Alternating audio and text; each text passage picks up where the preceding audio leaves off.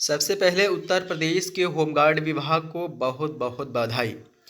साथियों, आप सभी को पता ही होगा कि होमगार्ड विभाग में एक तरीके से देखा जाए तो पीएफ ईपीएफ को लेकर के ऐलान कर दिया गया है कि ईपीएफ की अकाउंट खोली जाए, आयुष्मान कार्ड से जवानों को जोड़ा जाए।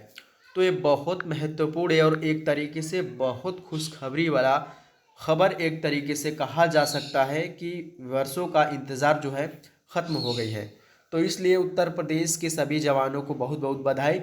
और साथियों, पीएफ खाता में कितना रुपए जमा होगा, कितना होगा, कब से कटने लगेगा, पूरा बारीकी से डिटेल में आपको इस वीडियो में जानकारी मिलने वाली है। तो फटाफट से साथियों वीडियो को लाइक कर दें, चैनल पर नए हैं तो चैनल को भी सब्सक्राइब कर लें। भविष्य में इसी तरीके से नई नई जानकारी आपको मिलती रहेगी। तो चलिए वह अपडेट, वो खबर मैं आपको दिखाऊंगा। एक पत्र के माध्यम से, जो पत्र हमें प्राप्त हुआ है उस पत्र के माध्यम से आपको पूरी जानकारी मिलेगी कि पीएफ खाता में कितना रुपए जमा होगा। भविष्य में पैसा ही पैसा होगा, जैसा कि आप थंबनेल पे देख पा रहे होंगे। यदि आपकी अभी समय है, सेवानिवृत्ति होने में 2 4 10 साल अभी समय है, तो कहीं ना कहीं आपके पास भी थोड़ा बहुत पैसा हो ही जाएगा। तो चलिए इसको डिटेल से समझ लेते हैं। तो आगे बढ़ने से साथियों पहले आपसे रिक्वेस्ट है कि वीडियो को फटाफट से लाइक कर लें और चैनल पर नए हैं तो चैनल को भी सब्सक्राइब कर लें। चलिए अपडेट की तरफ चलते हैं। देख सकते हैं यह अपडेट जो है यहाँ पे आप साफ तरीके से देख सकते हैं। होमगार्ड विषय साफ साफ साफ लिखा हुआ है। उत्तर प्रदेश शासन लखनऊ विषय होमगार्ड स्वयंसेवकों को सामाजिक सुरक्षा प्रदान किए जाने के दृष्टिगत कर्मचारी भविष्य निधि संगठन द्वारा संचालित भविष्य निधि योजना का लाभ प्रदान किए जाने के संबंध में। तो यहाँ पे विस्तार से दिया है, आप थोड़ा बारीकी से समझिएगा। कितना रुपए जमा होगा, कितना हो जाएगा, एक साल में कितना, सब कुछ यहाँ पे मेंशन किया गया है, दिया है।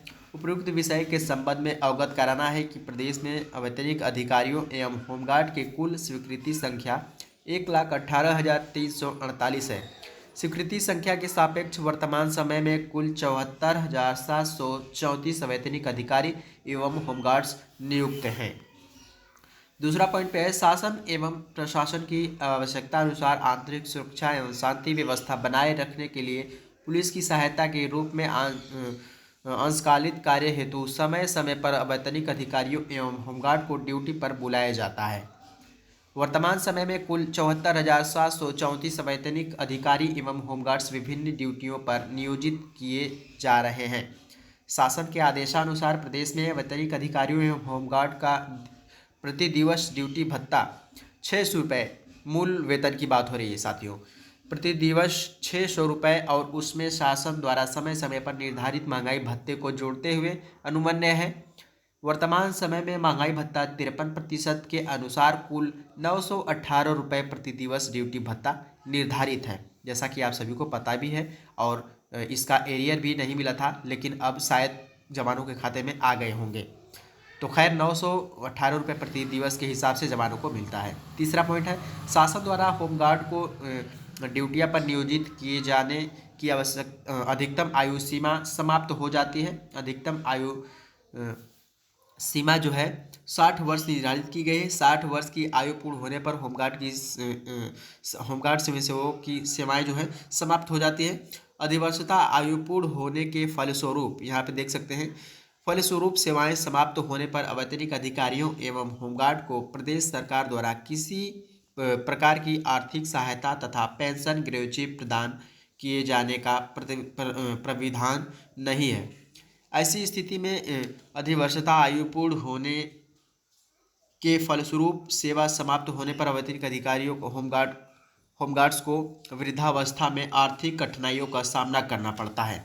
अब ध्यान देंगे साथियों, चौथा पॉइंट जो है उल्लेखनीय है कि श्रम एवं रोजगार मंत्रालय भारत सरकार के अधीन कर्मचारी भविष्य निधि संगठन द्वारा समस्त वैतनिक दैनिक वेतन भोगी संविदा कर्मियों तथा ठेका कर्मियों को कर्मचारी निधि योजना, कर्मचारी पेंशन योजना तथा कर्मचारी निक्षेप शबद्ध सीमा योजना EDLI 1976 का लाभ प्रदान किया जाता है। लेकिन कहीं ना कहीं होमगार्ड विभाग में ऐसी कोई व्यवस्था नहीं थी कि वृद्धावस्था में जो है आर्थिक तंगियों का सामना करने से लोग बच सकें। लेकिन अब जो है कदम उठाया जा रहा है। तो यहाँ पे यही सब चीज़ दिया है, आप थोड़ा सा बारीकी से ध्यान दीजिएगा। और कितना कटेगा, क्या होगा, कितना रुपए साल भर में हो जाएगा, ये सब यहाँ पे बताया गया है। पांचवा पॉइंट जो है, उत्तर प्रदेश के विभिन्न जनपदों में नियुक्त अवैतनिक अधिकारियों एवं होमगार्ड की अधिवर्षता आयु पूर्ण होने के फलस्वरूप सेवाएं समाप्त होने पर प्रदेश सरकार द्वारा किसी भी तरह की सामाजिक सुरक्षा योजना का लाभ उपलब्ध नहीं है। प्रदेश में अवैतनिक अधिकारियों एवं होमगार्ड्स को भारत सरकार द्वारा प्रदत्त सामाजिक सुरक्षा विधान के तहत अनुमन्य सुविधाओं योजनाओं का लाभ पहुंचाना होमगार्ड विभाग का दायित्व है। तो साथियों, अब जो है मेन मुद्दा पे हम लोग आ रहे हैं। थोड़ा सा ध्यान दीजिएगा, वीडियो को स्किप मत कीजिएगा, ध्यान दीजिएगा तो आपको पूरी जानकारी यहाँ पे मिल जाएगी और आप इस खबर से पूरा अवगत हो जाएंगे। तो देख लीजिएगा, छठवां पॉइंट जो है यह भी उल्लेखनीय है कि महानिदेशक सह महासमादेष्टा बिहार गृह रक्षा वाहिनी एवं अग्निशमन सेवा बिहार पटना के आदेश दिनांक 12/5/2020 द्वारा गृह रक्षकों के कर्तव्य भत्ता से 12% एवं सरकारी अंशदान से 13% की राशि गृह रक्षकों के कर्मचारी भविष्य निधि खाते में स्थानांतरित कर सामाजिक सुरक्षा प्रदान की जा रही है। तदनुसार यहाँ पे ध्यान देंगे, ही कर्मचारी भविष्य निधि एवं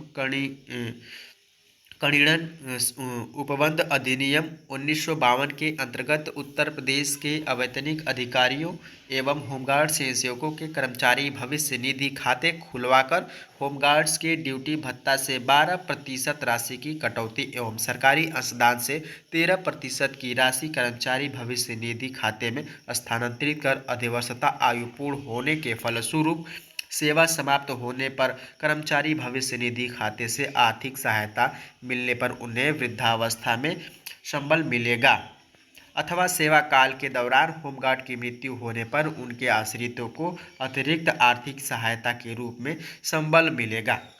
तो इस तरीके का यहाँ पे कदम उठाया गया है। सातवां पॉइंट है जो देख लेंगे, वर्तमान में होमगार्ड्स का कुल 918 रुपये प्रति दिवस भत्ता निर्धारित है। तदनुसार प्रति होमगार्ड 30 दिवस का ड्यूटी भत्ता रुपये 27,540 के अनुसार एक वर्ष यानी 365 दिवस का कुल ड्यूटी भत्ता जो है 3,35,070 रुपये का 12% यदि देखा जाए तो राशि जो है 40,208 रुपये प्रति होमगार्ड से कटौती एवं 13% सरकारी अंशदान राशि जो है 43,559 रुपये के अनुसार कुल रुपए जो है 83,767 रुपये प्रत्येक वर्ष होमगार्ड के कर्मचारी भविष्य निधि खाते में जमा होंगे। तो साथियों, यहाँ पे कैलकुलेशन पूरा दिया हुआ है जो आप देख सकते हैं। 30 दिवस का जो ड्यूटी भत्ता है वो 27,540 रुपये के अनुसार एक वर्ष यानी 30 दिन का ड्यूटी भत्ता जो है 3,35,000 हो रहा है। और यहाँ पे 12% की कटौती की जाएगी।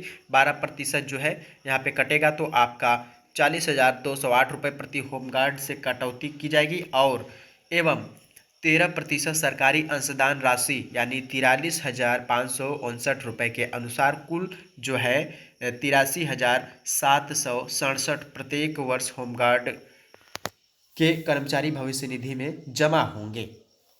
आगे देख लेंगे, वर्तमान समय में कुल 74,734 अवैतनिक अधिकारी एवं होमगार्ड्स ड्यूटी पर नियोजित किए जा रहे हैं। ड्यूटी भत्ते का 13% सरकारी अंशदान की राशि के रूप में प्रति होमगार्ड वर्ष जो है 43,559 रुपये की दर से कुल 74,734 होमगार्ड के पक्ष में एक वर्ष में रुपए जो है यहाँ पे देख सकते हैं 3,25,53,45,779 रुपये।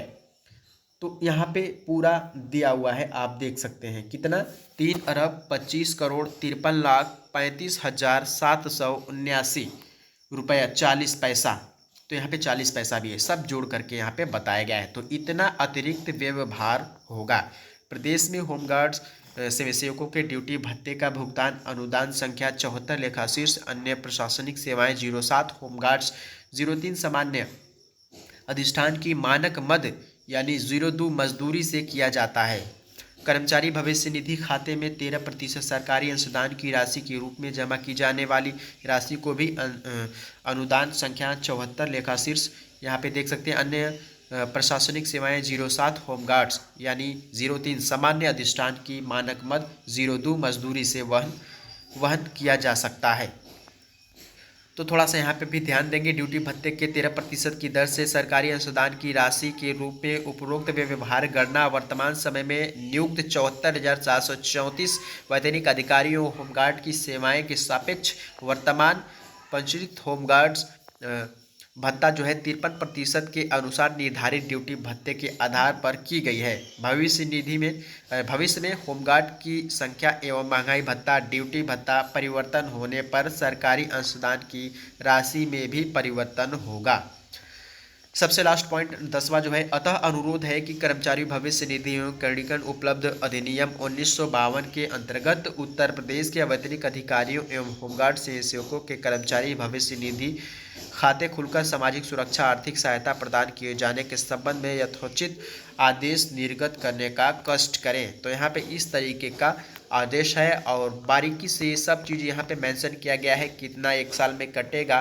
तो समझ लीजिए कि इसका फ़ायदा जो है जिनका 4-5 बरिस 10 वर्ष यानी कि 2-4-10 बरिस जिनका कार्यकाल है उनको अत्यधिक यहाँ पे लाभ देखने को मिलेगा। एक साल में हमने कितना बताया यहाँ पे मेंशन किया गया है, एक साल में जो है आपका यहाँ पे दिया हुआ है। तो कहीं ना कहीं 80,000 से ज़्यादा आपका जो है कटेगा। तो कहीं ना कहीं बहुत बड़ा फ़ायदा आपका होगा जब आप सेवानिवृत्ति हो गए या किसी भी दशा में आपकी मृत्यु हो जाती है। ऐसा ना हो, हम लोग भी ऐसा भगवान से कहेंगे, लेकिन फिर भी हो जाता है तो आपको आपके आश्रितों को उसका पूरा लाभ मिलेगा। तो कहीं ना कहीं एक तरीके से आर्थिक स्थिति को सही रखने के लिए ये बहुत बड़ा कदम उठाया गया है। तो बहुत बड़ी खुशखबरी है साथियों।